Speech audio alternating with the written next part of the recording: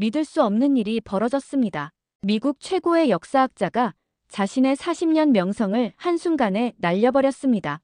고대 문명 패턴을 연구하던 마이클 하워드 교수가 하버드, 예일, 프린스턴의 석학들이 지켜보는 가운데 터무니없는 주장을 한 것입니다. 동방의 작은 나라, 한국이 미래 문명의 중심이 된다. 그 말 한마디에 학계는 발칵 뒤집혔고 평생의 동료들은 그를 학문적 이단아로 여기기 시작했습니다. 그는 왜 이런 주장을 한 것일까요? 오늘의 사연, 지금 시작합니다. 저는 미국 버지니아 주립대학교에서 고대 문명 패턴을 연구하는 마이클 하워드라고 합니다. 30년 넘게 학계에 몸담으며 꽤 존경받는 학자로 살아왔죠. 하지만 지금은 달라졌어요. 한 달 전 모든 것이 완전히 뒤바뀌었습니다.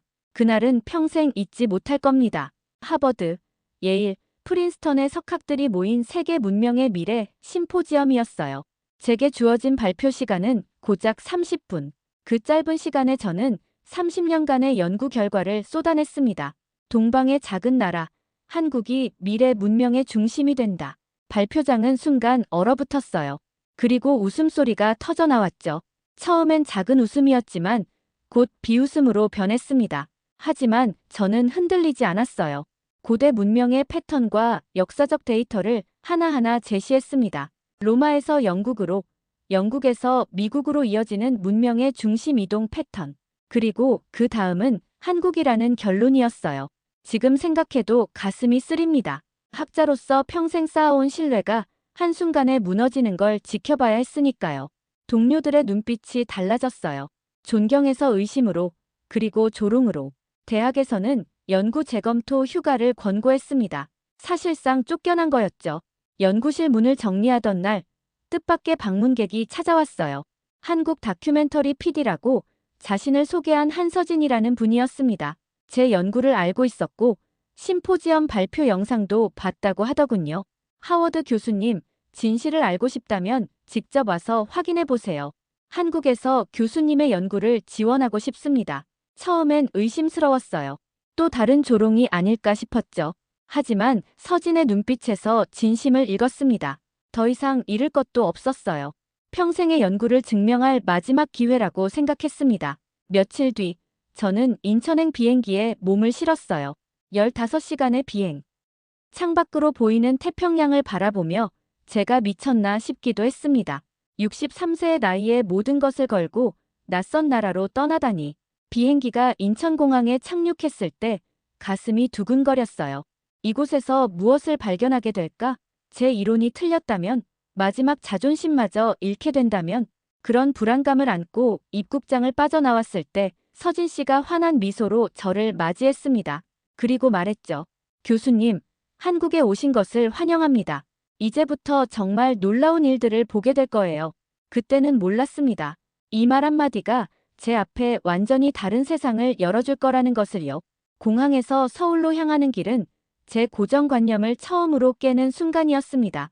깔끔한 고속도로, 끝없이 이어지는 아파트 단지, 그리고 도심에 가까워질수록 밀집된 고층 빌딩들. 미국에서 들었던 작은 아시아 국가라는 이미지와는 전혀 달랐어요.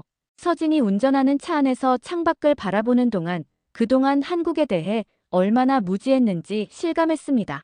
이게 다 한국 전쟁 이후에 지은 건물들이라고요? 제가 물었어요.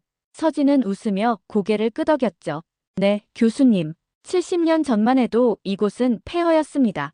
우리 할아버지 세대는 쌀도 제대로 못 먹는 나라에서 살았어요. 제 머릿속으로는 미국 역사와 비교하며 계산이 빠르게 돌아갔습니다. 미국이 독립 후 세계 강국이 되기까지 100년 이상 걸렸는데 한국은 불과 70년 만에 이런 변화를 겪었다니 이론적으로는 불가능한 속도였어요.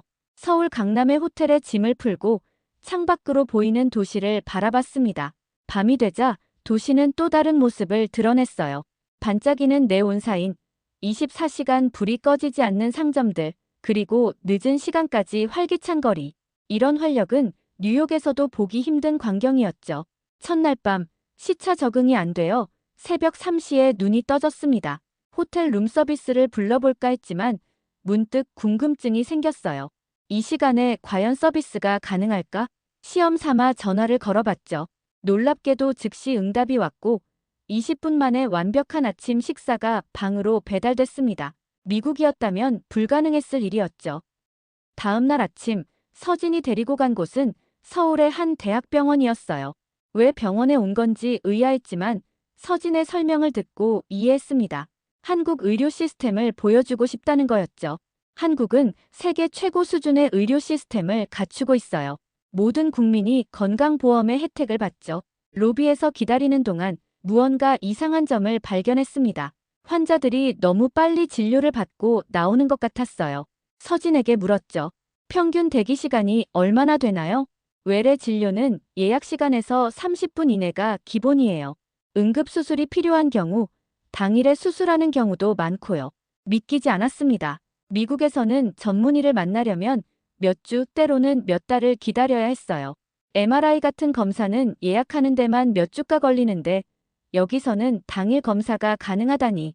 이런 생각을 하며 병원 복도를 걷는데 갑자기 가슴이 답답해지기 시작했습니다. 처음에는 단순한 피로감인 줄 알았는데 점점 숨쉬기가 힘들어졌어요. 아마도 며칠간의 강행군과 시차 적응 실패가 원인이었던 것 같습니다. 서진이 놀라서 제게 다가왔습니다. 응급실로 빠르게 이동했고 의사들이 즉시 달려왔죠. 심전도, 혈액 검사, 흉부 엑스레이까지. 모든 검사가 불과 1시간 만에 이루어졌습니다. 경미한 심장 부정맥이에요. 스트레스와 시차 때문인 것 같네요. 의사가 말했습니다. 제가 물었어요. 이런 검사를 미국에서 받으려면 하루 종일 걸릴 텐데. 의사는 담담하게 대답했죠. 여기는 한국입니다. 그 말이 제 귀에 이상하게 들렸어요. 마치 여기는 다르다는 의미처럼요. 병원을 나오면서 제 머릿속에는 새로운 의문이 가득했습니다. 역사적으로 볼 때 문명의 중심지는 항상 효율성을 극대화한 곳이었어요. 로마의 수로 시스템, 영국의 산업혁명, 미국의 대량 생산, 그리고 지금 제가 목격한 한국의 효율성. 이건 단순한 경제 발전이 아니었습니다. 뭔가 더 근본적인 차이가 있었어요. 한국이 이토록 빠르게 변화할 수 있는 이유는 무엇일까? 제 연구 가설이 틀리지 않았다면 이곳에서 그 답을 찾을 수 있을 거라 생각했습니다. 서울에 머무른 지 3일째 되던 날, 서진은 저를 도시 곳곳으로 안내했습니다. 아침 일찍 시작된 일정은 종로의 오래된 한옥마을에서 시작됐어요. 600년 된 전통 가옥들 사이를 걷는데 불과 10분 거리에 초고층 빌딩들이 보이는 모습이 참 이색적이었습니다. 과거와 현재가 이렇게 가까이 공존하는 모습은 다른 어느 나라에서도 보기 힘든 광경이었죠. 이런 대비가 한국의 특징입니다. 서진의 설명이 이어졌어요. 우리는 옛것을 버리지 않으면서도 새것을 빠르게 받아들이죠. 그 말은 제 연구의 핵심과 맞닿아 있었습니다. 역사적으로 문명의 중심이 된 나라들은 모두 적응력이 뛰어났어요. 로마는 정복한 국가의 문화를 수용했고 영국은 산업혁명을 통해 변화했으며 미국은 이민자들의 다양성을 강점으로 삼았죠. 한국도 그런 패턴을 보이고 있었습니다. 점심 식사 후 우리는 강남의 IT 기업을 방문했어요. 글로벌 기업 삼성의 연구소였습니다. 이곳에서 본 기술은 제 상상을 뛰어넘었어요. 접히는 디스플레이, 인공지능 비서, 양자 컴퓨팅 연구 특히 놀라웠던 건 개발 속도였습니다. 아이디어에서 제품화까지 걸리는 시간이 미국 기업의 절반 정도라고 했어요. 어떻게 이런 속도가 가능한가요? 제가 물었습니다. 연구소 책임자는 빨리빨리 문화라고 설명했지만 제 눈에는 그보다 더 깊은 무언가가 보였어요. 한국인들의 집단적 사고방식이었죠.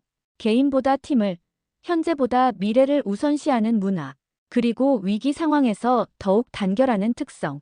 이건 단순한 기업 문화가 아니라 역사적 생존 전략이었습니다. 저녁에는 한강변을 걸었어요. 강을 따라 조성된 공원에는 수많은 사람들이 운동하고 피크닉을 즐기고 음악을 연주하고 있었습니다. 도시의 허파 역할을 하는 이 공간이 불과 30년 전만 해도 오염된 강이었다는 사실이 믿기지 않았어요. 한강의 기적이라고 부르는 이유가 있군요. 제가 말했습니다. 서진은 의미심장한 표정으로 대답했어요. 한강만이 아닙니다. 한국 전체가 기적이죠. 그날 밤 호텔방으로 돌아와 창밖의 서울 야경을 바라보며 생각에 잠겼습니다. 한국의 발전은 단순한 경제 성장이 아니었어요. 이건 인류 문명의 새로운 패턴이었습니다. 과거 어느 나라도 이런 속도로 변화한 적이 없었어요. 동시에 전통을 지키면서 말이죠. 제 연구 노트에 새로운 가설을 적었습니다. 한국의 성공 비결은 이중성에 있다. 과거와 미래, 개인과 집단, 동양과 서양을 모두 수용하는 능력. 이론이 맞다면 한국의 발전은 이제 시작에 불과했어요. 미래 사회의 모델이 될 가능성이 높았죠. 갑자기 노트북을 켜고 버지니아 대학의 동료에게 이메일을 보내려다가 멈췄습니다. 아직은 때가 아니었어요. 더 많은 증거가 필요했습니다. 창밖으로 보이는 서울은 여전히 빛으로 가득했어요. 밤 11시가 넘었는데도 도시는 살아 움직이고 있었습니다. 마치 미래를 향해 쉬지 않고 달려가는 것처럼요. 그때 제 휴대폰이 울렸습니다. 미국에서 걸려온 전화였어요. 발신자 이름을 보고 제 심장이 빨라졌습니다. 데이빗 로렌스. 제 평생 라이벌이었죠. 전화를 받기까지 몇 초간 망설였습니다. 데이빗은 제가 버지니아 대학에 자리를 잡기 전부터 알던 사람이었어요. 같은 분야에서 연구하며 서로를 견제했죠. 하지만 요즘 그는 공개적으로 제 연구를 비판하고 다녔습니다. 비과학적이라며 말이에요. 마이클, 잘 지내나? 데이빗의 목소리는 언제나처럼 자신감에 차 있었습니다. 간단한 인사 후 그가 본론으로 들어갔어요. 한국에서의 연구는 어떻게 진행되고 있나? 혹시 증거를 찾았나? 그의 말투에서 조롱이 느껴졌습니다. 하지만 감정을 억누르고 담담하게 대답했어요. 흥미로운 것들을 많이 발견하고 있어. 논문으로 정리되면 보내줄게. 그럴 필요 없어. 사실 중요한 얘기가 있어서 전화했어. 데이빗의 목소리가 갑자기 진지해졌습니다. 다음 달 시카고에서 열리는 세계 역사학회 심포지엄. 알고 있지? 물론 알고 있었어요.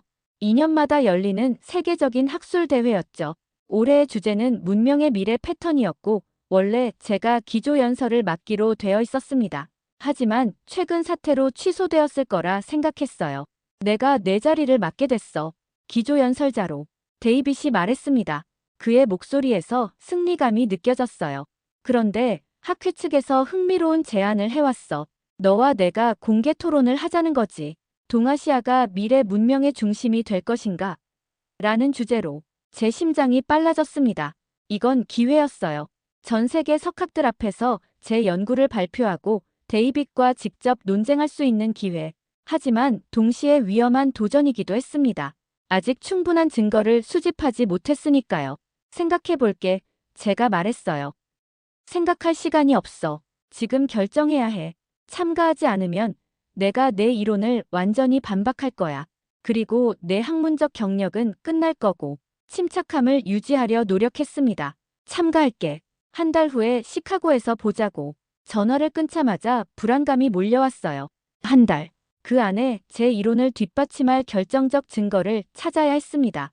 창밖의 서울 야경이 갑자기 더 무겁게 느껴졌어요. 다음 날 아침, 서진에게 상황을 설명했습니다. 그녀의 반응은 예상 밖이었어요. 좋은 기회네요.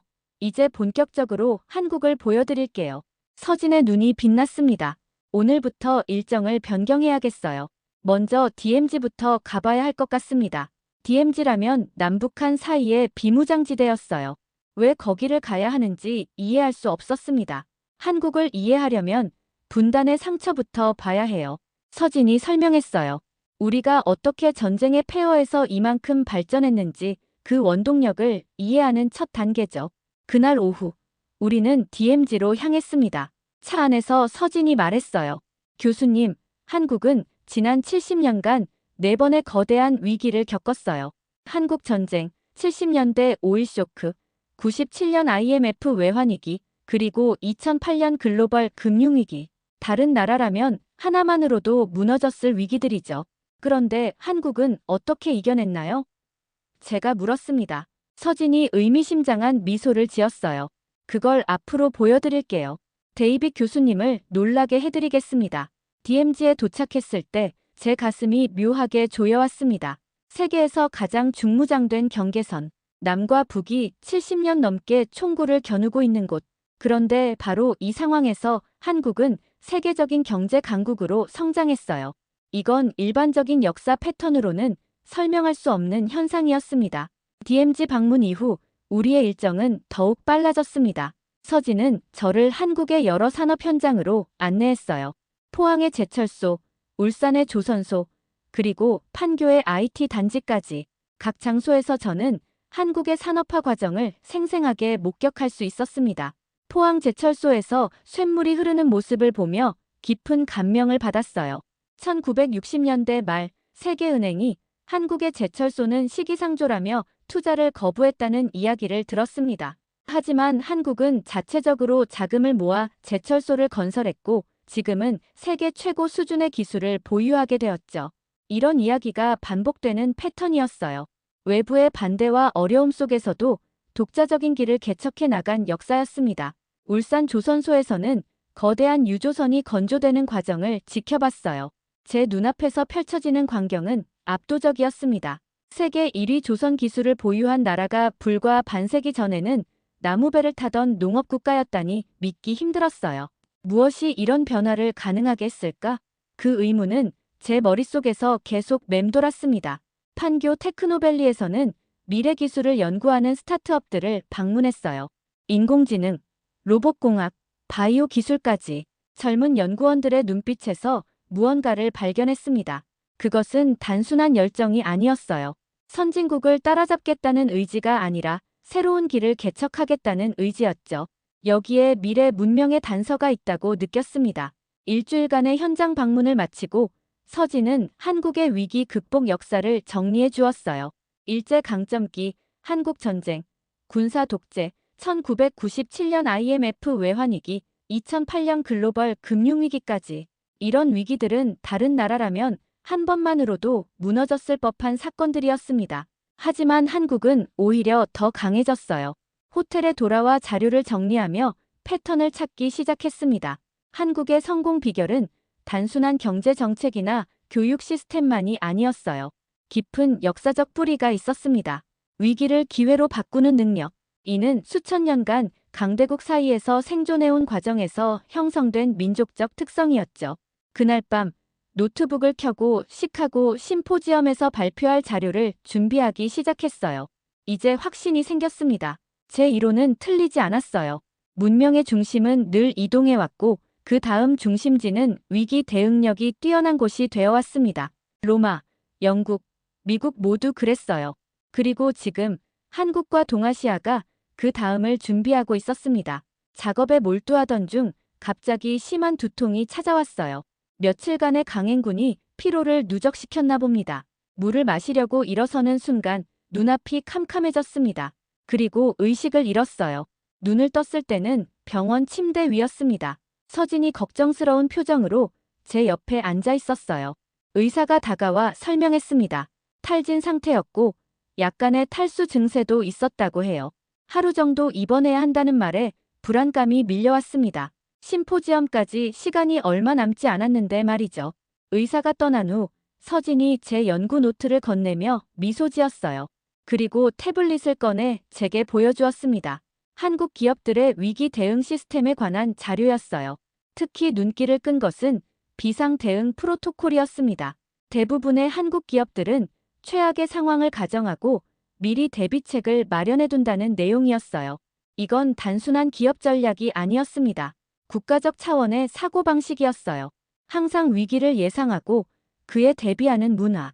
제 연구 노트에 급하게 적었습니다. 한국의 핵심 경쟁력, 위기 예측과 선제적 대응. 병실 창밖으로 보이는 서울의 풍경을 바라보며 생각했어요. 이 도시, 이 나라는 끊임없이 스스로를 혁신하고 있었습니다. 그것도 외부의 압력이 아닌 내부에서 시작되는 혁신이었죠. 이런 자발적 혁신 능력이 미래 문명의 핵심이 될 것이라는 확신이 들었습니다. 병원에서 하루를 보낸 후 다음 날 오전 퇴원했습니다. 호텔로 돌아와 이메일을 확인하던 중 낯선 발신자로부터 온 메일을 발견했어요. 발신자는 버지니아 대학의 제 연구실 조교였습니다. 급한 내용이라며 보낸 메일이었죠. 교수님, 큰일 났습니다. 데이빗 로렌스 교수가 동아시아 문명 패턴의 오해라는 논문을 역사학회지에 게재했어요. 논문에서 교수님의 연구를 정면으로 비판하고 있습니다. 첨부된 PDF 파일을 열어보니 32페이지 분량의 논문이었어요. 데이빗은 제 연구 방법론부터 데이터 해석까지 체계적으로 반박하고 있었습니다. 특히 한국의 경제 성장이 미국의 지원 덕분이라는 주장이 눈에 띄었어요. 한국이 독자적으로 이룩한 성과를 폄하하는 내용이었죠. 가슴이 답답했습니다. 논문 곳곳에서 데이터가 왜곡되어 있다는 느낌이 들었어요. 예를 들어 한국의 산업화 과정에서 정부 주도의 역할을 완전히 무시하고 외부 요인만 강조하고 있었습니다. 이건 학문적 분석이라기보다 의도적인 비방에 가까웠어요. 더 충격적인 소식은 이 논문이 이미 학계에 큰 반향을 일으키고 있다는 점이었습니다. 조교의 메일에 따르면 몇몇 저명한 학자들이 데이빗의 논문을 지지하는 성명을 발표했다고 했어요. 그 중에는 제가 존경하던 교수들도 있었습니다. 서진에게 상황을 설명했어요. 그녀는 잠시 생각하더니 말했습니다. 이건 오히려 기회일 수 있어요. 데이빗 교수가 왜곡한 부분들을 정확히 반박할 수 있으니까요.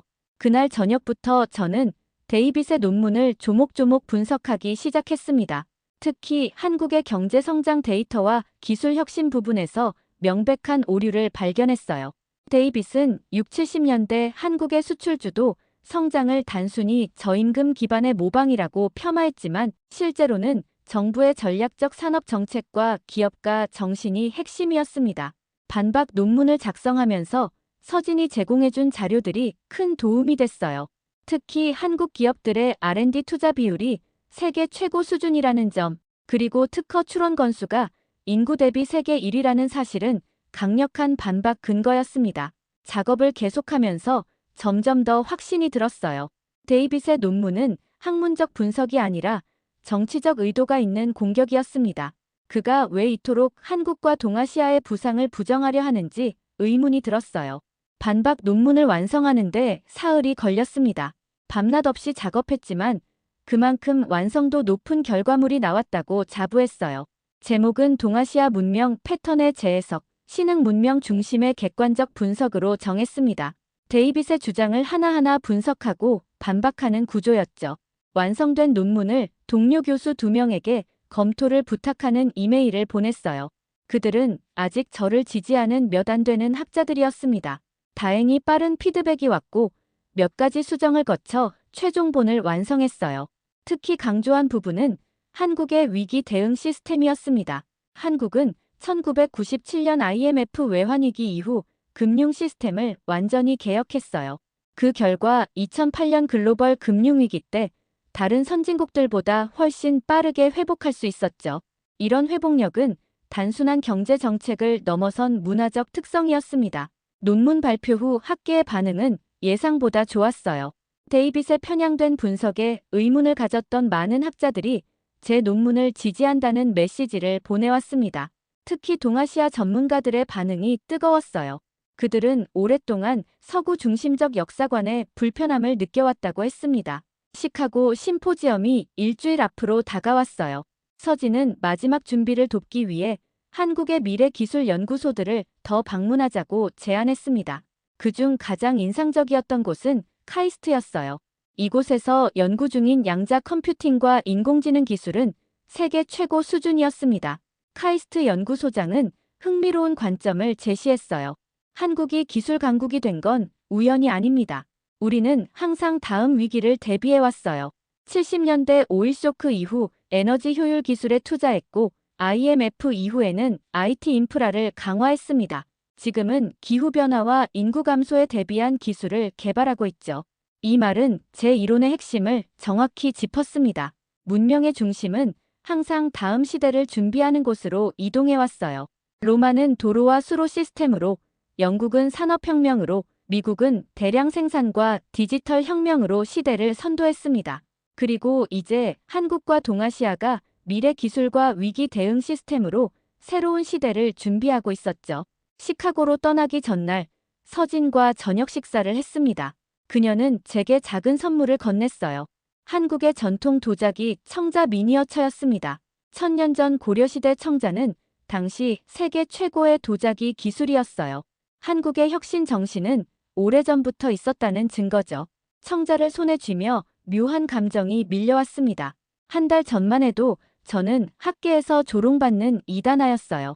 하지만 이제는 새로운 패러다임을 제시하는 학자로 인정받기 시작했습니다. 모든 것이 이 작은 나라에서의 경험 덕분이었죠. 시카고 심포지엄은 제 학문적 인생의 전환점이 되었습니다. 넓은 강당은 세계 각국에서 온 역사학자들로 가득 찼어요. 앞줄에는 하버드, 예일, 옥스퍼드의 저명한 학자들이 자리했고 뒤쪽에는 학생들과 언론인들이 기대에 찬 눈빛으로 앉아 있었습니다. 단상에 오르자 심장이 빠르게 뛰었어요. 한 달 전만 해도 이 자리에 설 수 있을 거라고는 상상도 못했습니다. 청중 속에서 데이빗의 자신만만한 표정이 보였지만 더 이상 두렵지 않았어요. 동방의 작은 나라, 한국이 보여주는 미래, 문명의 패턴이란 제목의 발표를 시작했습니다. 한국에서 수집한 데이터와 생생한 현장 경험을 바탕으로 제 이론을 체계적으로 설명했어요.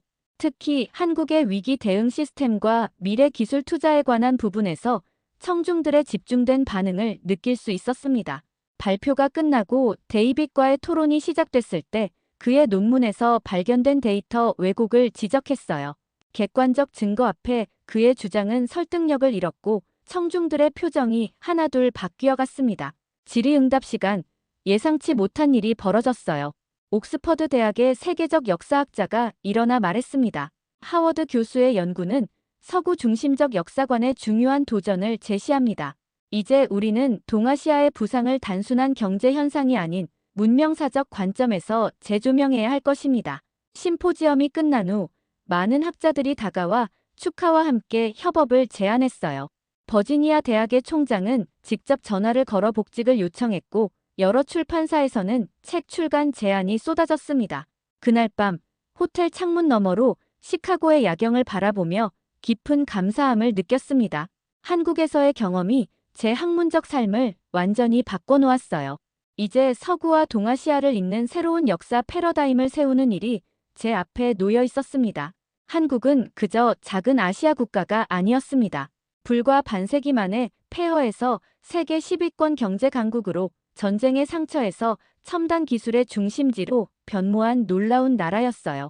이런 변화의 원동력을 더 깊이 연구하여 세계에 알리는 것이 제 새로운 사명이 되었습니다. 미래를 예측하고 위기를 기회로 바꾸는 한국의 지혜는 앞으로 인류가 나아갈 방향을 보여주는 나침반이 될 것입니다.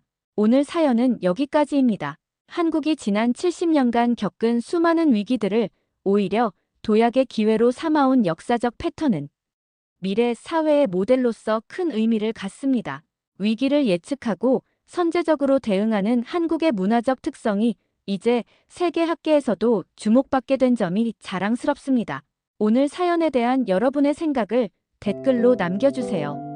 감동 마이크는 앞으로도 전 세계에서 전해오는 따뜻하고 감동적인 한국에 대한 사연들을 소개해드리도록 하겠습니다.